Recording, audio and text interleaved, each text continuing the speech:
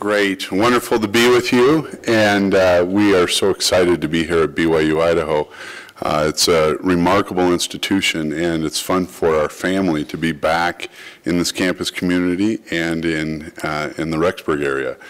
Many of you know I was here for 3 years, and then for the last 5 years have been in Salt Lake. And so it's been really a delight and a dream for us to be back here. This is a remarkable university and remarkably focused on students in a way that's really unique in much of higher education. And it's a wonderful environment to grow and develop spiritually for our students. And we're so pleased to be here. I'll make some other comments, but I'll turn it over to you for questions, and we can go from there. How your position to become president happened, who gave you the calling, and what were your initial thoughts? Yeah, we did not know this was happening, and received a call from the LDS Church headquarters in Salt Lake from President Uchtdorf's office, who called us in and extended the assignment, and that was really. There wasn't a long, extended interview process. It was an invitation, and one we both enthusiastically accepted. Yes. Nate Sunderland with East Idaho News. Could you tell us how the things you've done down with Deseret News have been pretty groundbreaking? Can you kind of tell me how that experience will impact maybe how you run BYU-Idaho, or if you'll be changing anything? Yeah, great question. The answer is I don't know. I don't have a preset analog between the media work we did with media and the work we'll do here. I will say two things. BYU-Idaho is quite a remarkable institution around innovation. But the metaphor I think we'd use is what President Eyring referred to as a steady upward course. I don't expect any dramatic changes. We will continue to innovate and grow, as is our charge.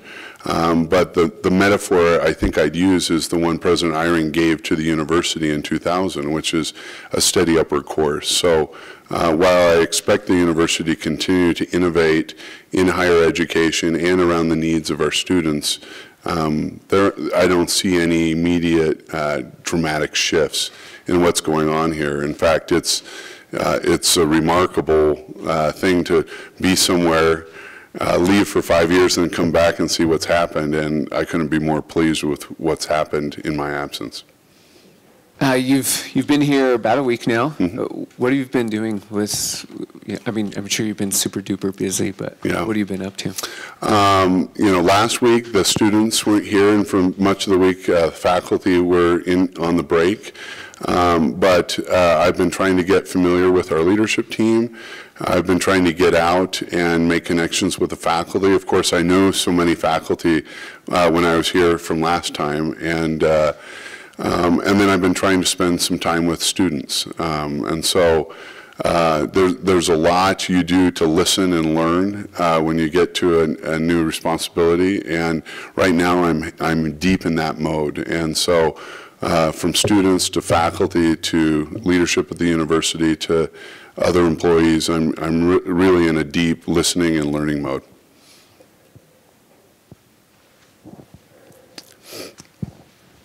Todd Coons, Channel 3. Talk specifically about your education, specific to leading an educational institution, your background. I did my undergraduate work at BYU, studied international relations, and then I did a master's degree at Stanford in East Asian Studies with a focus on organizational learning. I worked for a few years in Southern California before doing my doctorate, and my doctoral work was all around organizational change and innovation. Then I was a teaching faculty and did research and teaching for several years before I came into administration here at BYU-Idaho 8 years ago. I love the classroom. and I love teaching. And one of the things that's truly unique about BYU-Idaho is our faculty have an unambiguous and unapologetic focus on teaching and on the student. And it's really a remarkable thing. And I hope our students understand what a blessing it is for them to have not only a faculty who are qualified and skilled in their field, but are committed to learning and teaching and to investing in students. And really the heart of what I love and what I feel like I've been prepared for is a love for the student and for learning.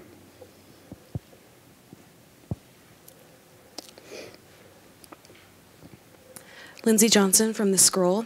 How do you plan to strengthen ties with the community as you're president of the university? Yeah, you know, one of the best things about, just on a personal level first, when we found out about this change is coming back to Rexburg for our family. And of course we love this university, but we also loved living in Rexburg the last time we were here. And so one of the things we're thrilled about is just being members of this community at a very personal level.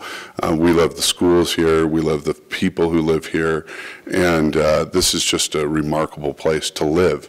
And while that's on a personal level, I think it's a great reminder for us institutionally that all of our employees are part of this community, and they raise their families in this community. So this community matters a lot to the families and employees who work here, and it's important that we're invested in and part of this community.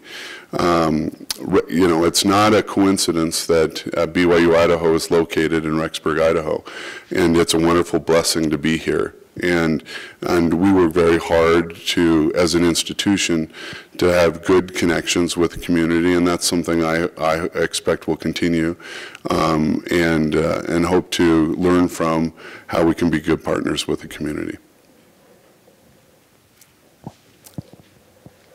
Amanda Hill, Standard Journal. What are your plans for continuing education in terms of, or what are your plans for community outreach in terms of continuing education or adult education? You know, I haven't really looked at that. It's just been a week since I've been here. I will, you know, look at what we're doing, but we haven't had a deliberate review of that yet, and so it'd probably be premature to say anything at this point.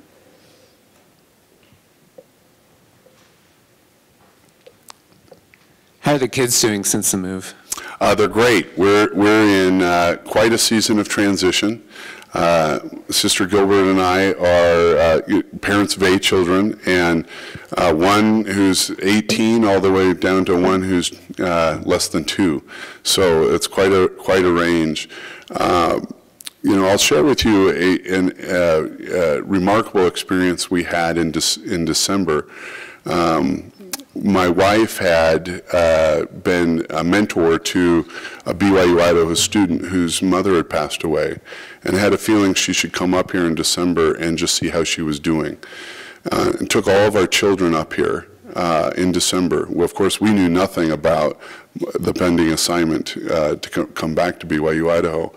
But all of our girls came up in December and were able to not only see this friend of ours, but come back to Rexburg and reconnect with friends. And we stayed in the president's home in the basement, and it was a wonderful experience for our family. And it's remarkable. We thought we were there to reach out to a friend in need, and really it was preparing our family, I think, for what would happen just 3 weeks later without any knowledge on our part. And that's been a wonderful blessing to all of us. And our children have friends here from when they lived here before. They're excited about that. They will move, our family will move in full once school gets out in Bountiful, Utah. So, but we're back and forth. So all of our children are here today. Sister Gilbert will be here every week for devotional or campus home evenings. And but there'll be a little back and forth, and you realize it will be 6 weeks during that transition, and that puts challenges on me as a dad for those children, and on them not having their dad at home. So we every night we use FaceTime, and so I get out my phone and they get out their phone, they put it on the TV, and we visit together, we read our scriptures together, and we do it on FaceTime. It's not a model we'd like to perpetuate for a long time, but it's a bridge we'll use to get through the next 6 weeks. They're all thrilled about being here. They love Rexburg. They know BYU-Idaho is a special place, and they've been incredibly supportive. But I also think they're excited themselves to be back here in this community. Mrs. Gilbert, can I ask you a question? Do you want to come up? How do you foresee your role as being kind of the first lady of the campus, and how do you plan to reach out to students? That's a good question. You know, I've spoken a lot with Sister Clark and with Sister Bednar about their roles here and how they managed what they had going on with their families. And I loved what Sister Clark told me. She said, there's no direction, it's just inspiration. So you need to think about where the Lord's guiding you to help at the university. So I anticipate that most of my attention will go to our family and to my husband, definitely. But I also know that we'll be very involved on campus together with devotionals, with home evenings, with whatever assignments I need to have that don't take me away from the family, because we know that that's the most important thing that I need to be doing right now. Thanks. Can you give us your thoughts on the future of online education at BYU-Idaho? It seems to be blowing up. The question is on online education. It's been a real blessing for the community because it's allowed us to expand this reach of the university. Let me just talk first about some foundational things that are really important for online learning, and then I'll talk about maybe its reach and impact. The first thing is it has to be high quality, and it has to reflect not just the educational aims of the campus, but the spiritual aims of the university itself. And how you do that is not always as transparent. It's not a one-to-one, you know, well, we do this here, so we'll do this here, but its purposes and outcomes have to be the same. And so we have really a remarkable faculty who've worked to help develop these courses, and we have instructional designers and curriculum developers who help then take the content of our campus courses and say, how will that work online? But the goal has to be quality, and are we providing the BYU-Idaho experience in online learning? A lot of attention has gone into that already, and I expect that will continue and enhance and improve. So that's really a foundational characteristic of the courses. For example, they all have the learning model incorporated into them, and yet how you do the learning model online might be very different than how you do it in the classroom. So there's another example of, you know, a commonality between classroom courses and online courses, but they're unified. Even though they might have different approaches, they're unified in the outcome. Then when you talk about online learning and its expanded reach, you really have to think almost about 3 different groups. And you could do more than that, but at least 3 groups. The first are campus students who are here on campus. Online's a tremendous blessing to them and to the institution, because it allows more students to be on campus at once. So that allows the campus to grow without having as strict demands on building facilities on campus. It also is a blessing to the students because it can allow flexibility into their course load and their scheduling. So that's one group, and so online really blesses that group, and it allows more students to have the BYU-Idaho experience because we can expand the university without growing the infrastructure at the same rate other universities might do without online. There's another group of students who might never come to campus, but have an get an online degree. And that's a growing group and one we're learning a lot more about, and that will continue to grow. And then, of course, there's the Pathway students. And the Pathway program allows students who might not have thought initially about a college education or might not have had a path to a college education. And the program in Pathway mixed with the online learning gives them an on-ramp into education. Now, they might come in and do a full bachelor's experience, or they might do something in their local area, or they might come in and just develop their own personal skill set. But online is enabling all three of those groups to grow. And we have a tremendous stewardship and responsibility here at this university.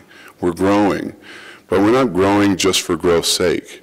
We're growing because there's a need there all across the LDS Church of young students who share a common faith background, who want to gather and grow spiritually and educationally. And we have to provide ways of doing that that are affordable and responsible from a financial stewardship standpoint, while still delivering the kind of experience that they need. And so thinking about online as not only something that's a growing feature, but it enables new communities or new populations to have access to education that really wasn't possible. So we aren't just doing that as an end unto itself, but it's an enabler of taking the BYU-Idaho experience to many more people.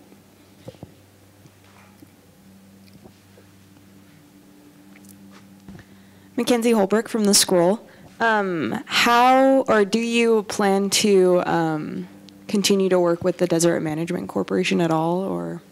You know, I will.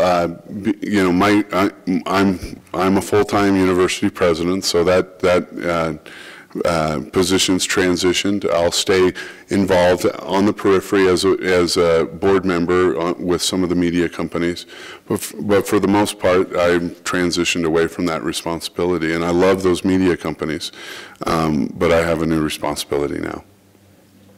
I'm sure you've been talking a lot to President Clark, maybe Elder Bednar. Is there any advice that they've given you that you're going to try to take to heart? Yes, and both of them, as well as our board, would have all given the same element of counsel, which is line yourself with the Lord and get direction from the Lord. I didn't get a 4-inch thick binder of presidential responsibilities, but I did get counsel to make sure you do the will of the Lord. And so I have background and experience with the university. I have my own ideas, but all of those need to be governed by direct inspiration and a confirmation that this is the right thing.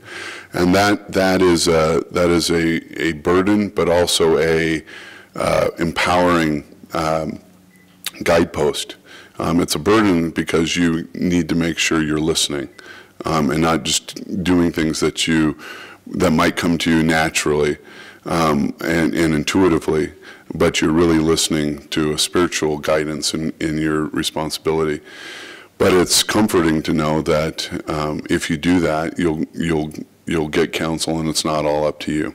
And so, of course, they shared other things about working with the university, how to be effective with the board, how to work well as a couple, how to reach out to the students, but the common advice was to seek for spiritual direction in all that you do, and that's something I'm committed to, and it should go as a foundational responsibility for this role.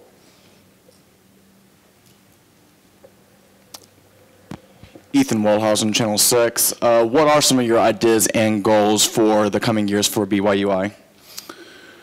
We don't really have a roadmap of new initiatives or new innovations that we've come into this role in. There's some early feelings, but mostly right now, and I think for a continued season, It will be to listen and to learn and to understand what's happening here. A lot of remarkable things have happened since I left, and I need to first really understand where those are. And even then, I don't anticipate any redirection or pivoting on the fundamental strategy, and certainly on the mission of the university. I just expect, how I described earlier, a steady upward course on the path we're on. And there's things that we'll continue to discover and learn, both with online and with the Pathway program. But right now I'm in a mode where, I just need to ask and understand and listen to so many people who are working here on campus. Erin Kranta with BYU-Idaho Radio.